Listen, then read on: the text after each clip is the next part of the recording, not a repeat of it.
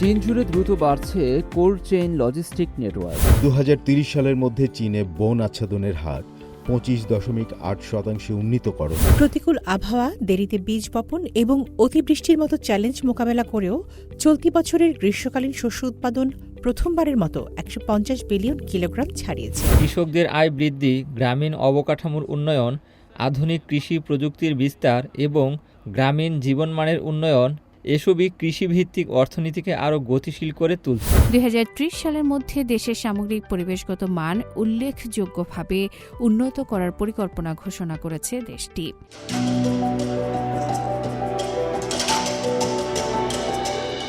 সবাইকে স্বাগত জানাচ্ছি সিএমজি বাংলার সাপ্তাহিক আয়োজন সবুজ পৃথিবী অনুষ্ঠানে।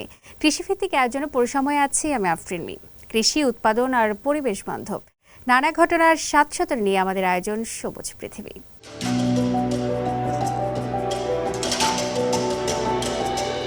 খাদ্য অপচয় কমিয়ে নিরাপদ ও টেকসই সরবরাহ ব্যবস্থা গড়ে তুলতে চীনের কোল্ড চেইন লজিস্টিক্স নেটওয়ার্কের দ্রুত সম্প্রসারণ ঘটেছে।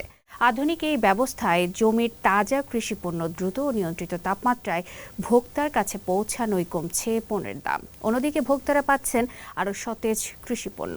বিস্তারিত থাকছে লুৎফর কবিরের রিপোর্টে।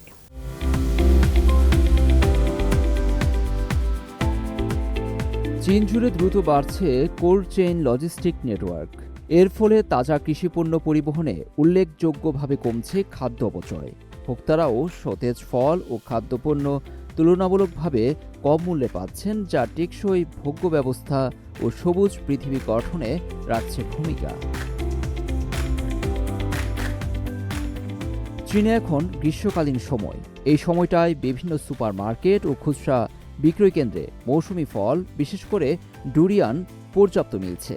আধুনিক কোল্ড চেইন ব্যবস্থার কারণে ফল থাকছে যেমন সতেজ, তেমনই দামও কমেছে 30%। এমনটাই জানান স্থানীয় ভোক্তারা। এবছর দক্ষিণ পশ্চিম চীনের ইউনান প্রদেশের চালু হওয়া নতুন আন্তর্জাতিক কোল্ড চেইন পণ্যবাহী ট্রেন সেবা আমদানিকৃত ডুরিয়ান পরিবহনে বড় ভূমিকা রাখছে।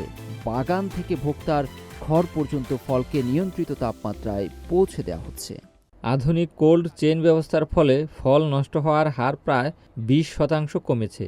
এছাড়াও পণ্য পৌঁছানোর সময় কমেছে 1.5 থেকে 2 দিন, আর পরিবহন ব্যয় প্রায় 15% কমেছে। এমন ব্যবস্থাপনার কারণে বিক্রির হারও বেড়েছে। বর্তমানে চীনের পূর্ব, মধ্য ও পশ্চিমাঞ্চলে শতাধিক জাতীয় কোল্ড চেইন লজিস্টিক কেন্দ্র কার্যক্রম চালু আছে। কোল্ড চেইন লজিস্টিক্সের এই অগ্রগতি শুধু খাদ্য অপচয় কমছে না, জ্বালানি ও সম্পদের ব্যবহার নিশ্চিত করে গড়ে উঠছে পরিবেশ বান্ধব সরবরাহ ব্যবস্থা। লুৎফর কবির, সিএমজি বাংলা।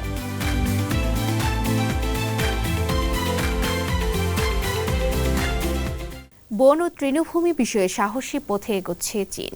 সবুজায়নের রীতিমতো এক উচ্চাভিলাষী লক্ষ্য নির্ধারণ করেছে দেশটি, আর তা হয়ে উঠেছে চীনের 2026 থেকে 2030 মেয়াদের 15তম পঞ্চবার্ষিক পরিকল্পনায়। কি আছে এতে, জেনে আসি প্রতিবেদনে।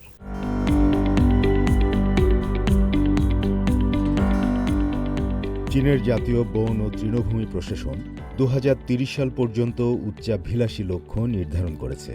একই সঙ্গে প্রশাসনের এক জ্যেষ্ঠ কর্মকর্তা 2026 থেকে 2030 মেয়াদের 15তম পঞ্চবার্ষিক পরিকল্পনা চলাকালে এসব লক্ষ্য অর্জনে 6টি প্রধান পদক্ষেপের কথা তুলে ধরেছেন। জাতীয় বন ও তৃণভূমি প্রশাসন এবং আরও 3টি সরকারি বিভাগের যৌথভাবে প্রকাশিত পরিকল্পনা অনুযায়ী 2030 সালের মধ্যে চীনে বন আচ্ছাদনের হার 25.8% উন্নীতকরণ, বন সম্পদের মোট মজুদ 22.4 বিলিয়ন ঘনমিটারে নিয়ে যাওয়া এবং বন ও তৃণভূমি খাতের মোট উৎপাদন মূল্য 14 ট্রিলিয়ন ইউয়ান পর্যন্ত বৃদ্ধি করার লক্ষ্য নির্ধারিত হয়েছে। পরিকল্পনায় বলা হয়েছে 2030 সালের মধ্যে উত্তর পশ্চিম, উত্তর ও উত্তর পূর্ব চীনের পরিচালিত জাতীয় সুরক্ষা বন কর্মসূচির গুরুত্বপূর্ণ প্রকল্পগুলোতে নির্ধারক অগ্রগতি অর্জন করা হবে। এ লক্ষ্যে বৃহৎ পরিসরে বৃক্ষরোপণ কর্মসূচি বাস্তবায়ন, সংরক্ষিত এলাকার ব্যবস্থা আরও উন্নত করা এবং বন ও তৃণভূমি ভিত্তিক শিল্পের সম্প্রসারণের ওপর গুরুত্ব দেওয়া হয়েছে। প্রকৃতি সংরক্ষিত এলাকার ব্যবস্থাকে সর্বাত্মকভাবে এগিয়ে নেওয়া হবে। উচ্চ মানসম্পন্ন জাতীয় উদ্যান নির্মাণ, প্রকৃতি সংরক্ষিত এলাকাগুলোর সমন্বয় ও পুনর্বিন্যাস বাস্তবায়ন, জাতীয় পর্যায়ে সুরক্ষিত চরম বিপন্ন ১৬৫টি বন্যপ্রাণী ও উদ্ভিদ প্রজাতির জরুরি সংরক্ষণ কার্যক্রম পরিচালনা এবং জলাভূমির সার্বিক সুরক্ষা নিশ্চিত করা হবে। পরিকল্পনায় বন ও তৃণভূমি শিল্পকে আরও শক্তিশালী ও প্রতিযোগিতামূলক করে তোলার কথাও বলা হয়েছে। এর আওতায় কাঠের সম্পূর্ণতার হার বাড়ানো, পশুখাদ্যের সরবরাহ বৃদ্ধি, বন ও তৃণভূমির বীজ শিল্পের উন্নয়ন, বন ও তৃণভূমির স্থানিক সম্পদের সম্ভাবনা কাজে লাগানো, বনভিত্তিক অর্থনীতির দ্রুত বিকাশ, বনভিত্তিক খাদ্য উৎপাদন সম্প্রসারণ এবং নতুন ধরনের ভোগ ও ব্যবহারের ক্ষেত্র সৃষ্টি করা হবে। পরিবেশগত নিরাপত্তা জোরদারে সমন্বিত উদ্যোগও নেওয়া হবে।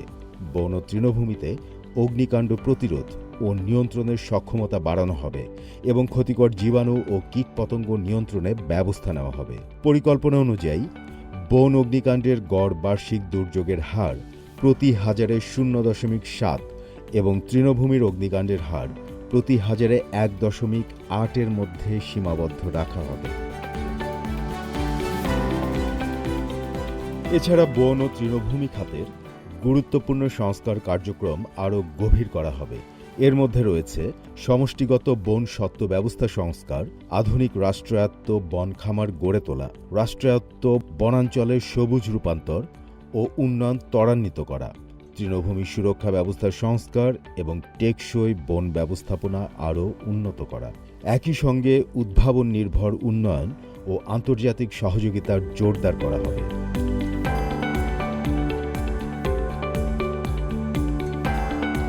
বছরের প্রথমার্ধে চীনের গ্রামীণ অর্থনীতি ধরে রেখেছে স্থিতিশীল প্রবৃদ্ধি। রেকর্ড গ্রীষ্মকালীন শস্য উৎপাদন, দারিদ্র্য বিমোচনে অগ্রগতি, গ্রামীণ অবকাঠামোর উন্নয়ন এবং জমি সংস্কারে নতুন সাফল্য দেশটির পল্লী পুনরুজ্জীবন কর্মসূচিকে আরও শক্তিশালী করেছে। এ নিয়ে আমাদের বিস্তারিত প্রতিবেদন।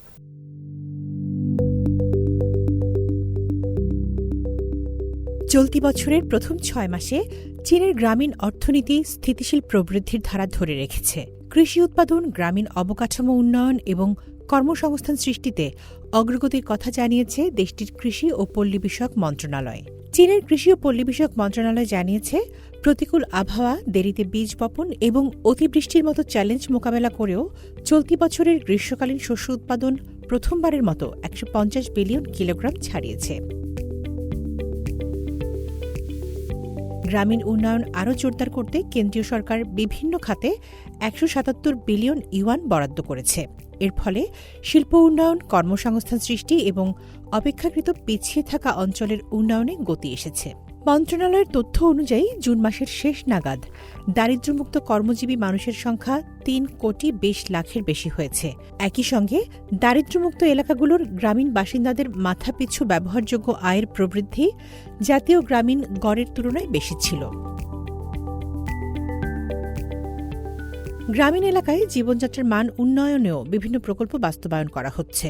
বাসযোগ্য ও উন্নত গ্রামীণ সমাজ গড়তে সড়ক, পানি সরবরাহ, পয়ঃনিষ্কাশন, বর্জ্য ব্যবস্থাপনা, স্বাস্থ্যসম্মত শৌচাগার এবং প্রবীণদের পরিচর্যা কেন্দ্র সহ বিভিন্ন জনসেবা অবকাঠামোর উন্নয়ন অব্যাহত রয়েছে। এদিকে গ্রামীণ শিল্পের মানোন্নয়নেও অগ্রগতি হয়েছে। গ্রামীণ নির্মাণ প্রকল্পের তালিকায় যুক্ত হয়েছে 3 লাখের বেশি নতুন প্রকল্প। জমি ব্যবস্থাপনায়ও সংস্কারের উদ্যোগ নেওয়া হয়েছে। দ্বিতীয় দফার জমি চুক্তির মেয়াদ শেষ হওয়ার পর আরও 30 বছরের জন্য চুক্তি নবায়নের পরীক্ষামূলক কার্যক্রমে এখন পর্যন্ত 2.90 লাখের বেশি কৃষক পরিবার নতুন চুক্তিতে স্বাক্ষর করেছে।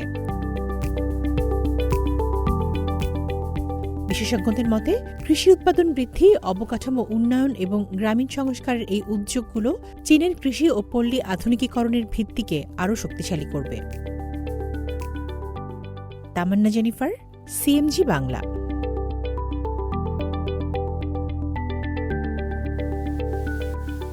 চীনের কৃষি খাত শুধু খাদ্য উৎপাদনেই নয়, দেশের অর্থনীতির অন্যতম চালিকা শক্তি হিসেবেও আরও শক্তিশালী হয়ে উঠেছে।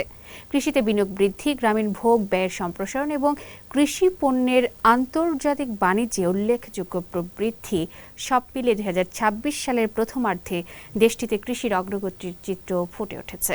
বিস্তারিত প্রতিবেদনে।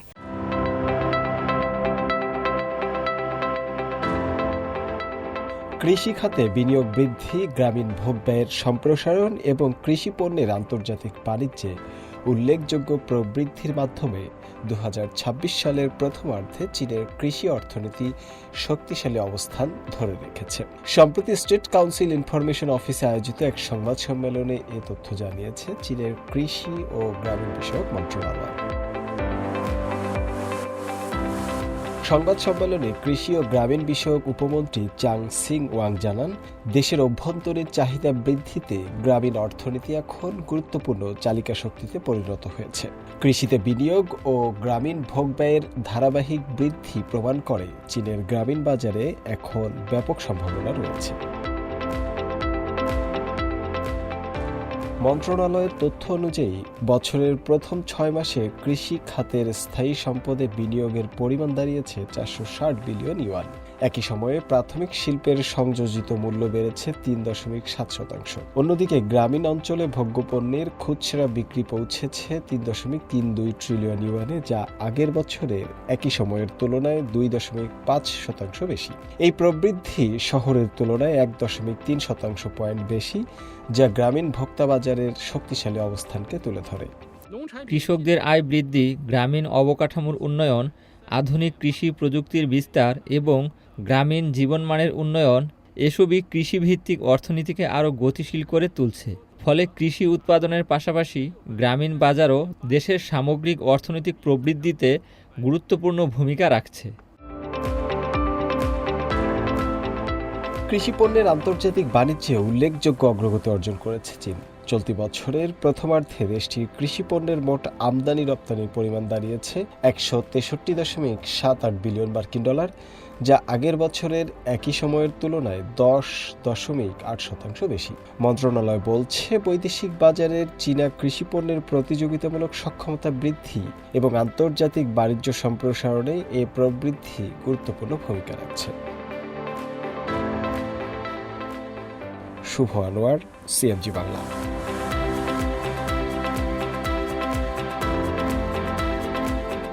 2030 সালের মধ্যে দেশের পরিবেশগত ও বাস্তু সংস্থানগত মানের সার্বিক উন্নয়নের লক্ষ্য নির্ধারণ করেছে চীন। এ লক্ষ্যে 2026 থেকে 2030 সময়কালের 15তম পঞ্চবার্ষিক পরিকল্পনার আওতায় বিউটিফুল চায়না গড়ে তোলার নতুন কর্ম পরিকল্পনা প্রকাশ করেছে দেশটির রাষ্ট্রীয় পরিষদ।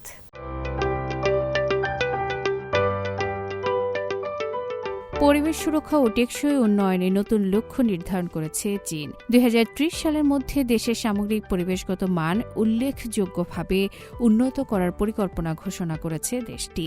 চীনের স্টেট কাউন্সিল প্রকাশিত নতুন পরিকল্পনা অনুযায়ী 2026 সাল থেকে 2030 সাল পর্যন্ত অর্থাৎ 15তম পঞ্চবার্ষিক পরিকল্পনা বাস্তবায়নের মাধ্যমে বিউটিফুল চায়না বা সুন্দর চীন গড়ে তোলার উদ্যোগ আরও জোরদার করা হবে।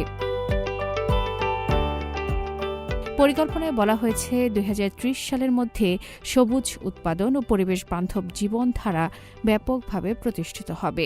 এ লক্ষ্যে মোট 18টি প্রধান লক্ষ্য নির্ধারণ করা হয়েছে। এর মধ্যে 6টি বাধ্যতামূলক লক্ষ্য রয়েছে। এগুলোর মধ্যে রয়েছে কার্বন ডাই অক্সাইড নিঃসরণ নিয়ন্ত্রণ, জ্বালানিতে জীবাশ্ম জ্বালানির বিকল্প উৎসের ব্যবহার বৃদ্ধি, বায়ু দূষণের সূচক PM2.5 এর গড় মাত্রা কমানো, ভালো মানের জলাশয়ের সংখ্যা বৃদ্ধি, প্রধান পানি ও বায়ু দূষণকারী উপাদানের নিঃসরণ কমানো এবং বনভূমির পরিমাণ বাড়ানো। চীনের পরিবেশ ও প্রতিবেশ পরিকল্পনা একাডেমির ভাইস প্রেসিডেন্ট ওয়ান চুন বলেন, এই 6টি লক্ষ্য বাধ্যতামূলক এবং অবশ্যই অর্জন করতে হবে। বাকি 12টি নির্দেশনামূলক লক্ষ্য। 2035 সালের মধ্যে বিউটিফুল চায়না গড়ে তোলার দীর্ঘমেয়াদী লক্ষ্য বাস্তবায়নের পথ তৈরি করতে এই পরিকল্পনা গ্রহণ করা হয়েছে। বিশেষজ্ঞদের মতে জলবায়ু পরিবর্তন মোকাবিলা এবং টেকসই উন্নয়নের পথে এগিয়ে যেতে চীনের এই পরিকল্পনা আন্তর্জাতিক পর্যায়ে গুরুত্বপূর্ণ ভূমিকা রাখবে। আফরিন মিম, সিএমজি বাংলা। প্রিয় দর্শক, আমরা অনুষ্ঠানে একদম শেষ পর্যায়ে চলে এসেছি।